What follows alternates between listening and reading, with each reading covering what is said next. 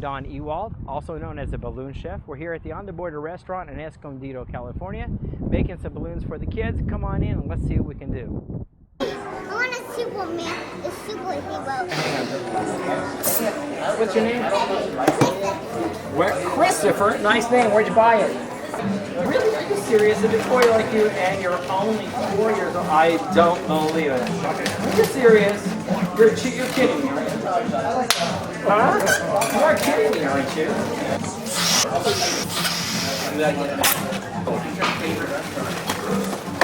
Say thanks, Spider-Man. Oh, wow.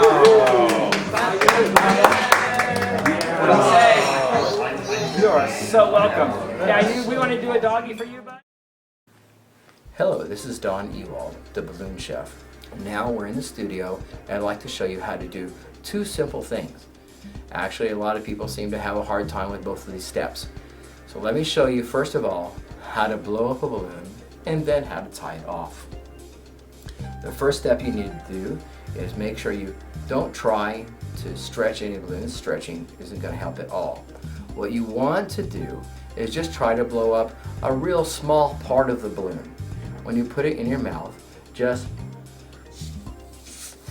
try to get about that much, maybe even less. If you get that much of the balloon, then you can inflate the entire balloon very easily.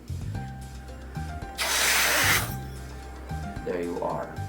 Now, for the next step of tying it, it's actually a very easy thing to do. A lot of people like to get here and they start stretching it and doing all kinds of things, and then they tie it off really tight and then end up actually getting a hole in the balloon. So the best thing for you to do is to make sure that when you're tying the balloon, you just put it around your finger and then put it through a little hole and then just let go, and it'll stay very nicely.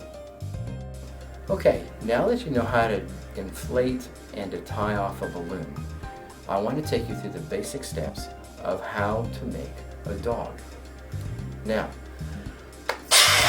you always want to make sure that you leave enough at the end of the balloon so that when you are twisting the balloon, you can move the balloon from the part where you tied it to the end of the balloon without popping the balloon. Now, when I begin to twist, I always make sure that I'm twisting with my left hand and pinching with my left hand and twisting with my right. Pinch with the left, twist the right. Always twist toward you. That way, if for any reason you make a mistake, you can always go back and undo the twist that you already did, especially when you learn how to do things a bit more complex. So again, pinch with the left, twist to the right. Now, at this point, if you release the balloon, it will come loose because it's not locked in place. It will come loose exactly like that. So make sure that you pinch with your left, twist with your right, twisting toward you, and then you are going to just hold on like over here with your pinky, and then you can pinch with your left, twist with your right. Now you still can't let go because it's still not locked in. So next what you want to do, you want to fold the balloon over, and then you'll see over here you have your little intersection there where you're going to reach over through that point, reach across, pinch with your left, twist with your right. Always pinching with your left, twist with your right. Now, you see you have two intersections here. That's where you're going to lock the balloon in place. After you lock the balloon in place, then you can let it go. Now basically what I've done here so far is I've done a nose and I've done two ears. So I'm going to take that now, I'm going to twist the balloon and lock in place. Now I can let go. Now I'm going to do that 2 more times, the exact same thing. Only instead of coming up with a nose and 2 ears, I'm going to have a neck and 2 front legs. So I'm going to pinch with my left again, always pinching with your left, twisting with your right, again twisting toward yourself. Pinch with your left, twist with your right.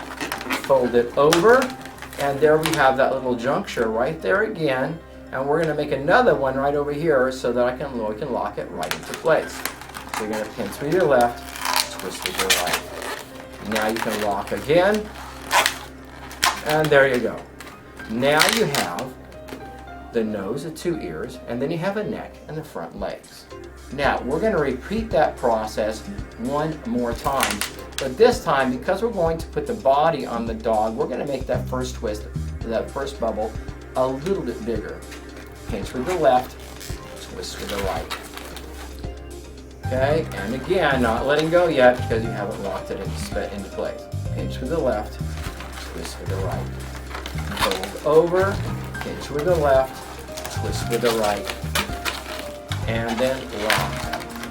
Now we have our body, 2 back legs, and a tail. Now, here is another little technique to show you, because when we have all this long tail here, what do we do with that tail? It's kind of weird. What we can actually do now is take this and we're going to pinch it off. Now some people like to go like this. That won't do any good. You really got to get up there and pinch it off. You just want a very little bit, teensy, eensy, weensy bit of balloon showing up, and you got to pinch it off pretty good. Now give it a good stretch. And then we're going to come down here and we're going to pinch with the left, twist with the right. And what we're going to do is we're going to take the air from this bubble and we're going to put it right there on the tip. The reason we twist it right here is because if we try to do it this way and try to move the air from all this part, it's a little bit more difficult. Can be done, but it is more difficult. So we're going to twist it here again, pinch with the left, twist with the right, and then we have a small bubble here. Now I'm going to restrict this air. I'm not going to pinch it off. I'm going to restrict the air, because then that makes it easier for the air to go from this bubble here to the tip of the tail. So we're going to kind of direct the air and still restricting, kind of coddling the balloon in the hands there so we can control the airflow. And then we're going to push gently with our hands. And there you go. Now you still see we have this little part down here.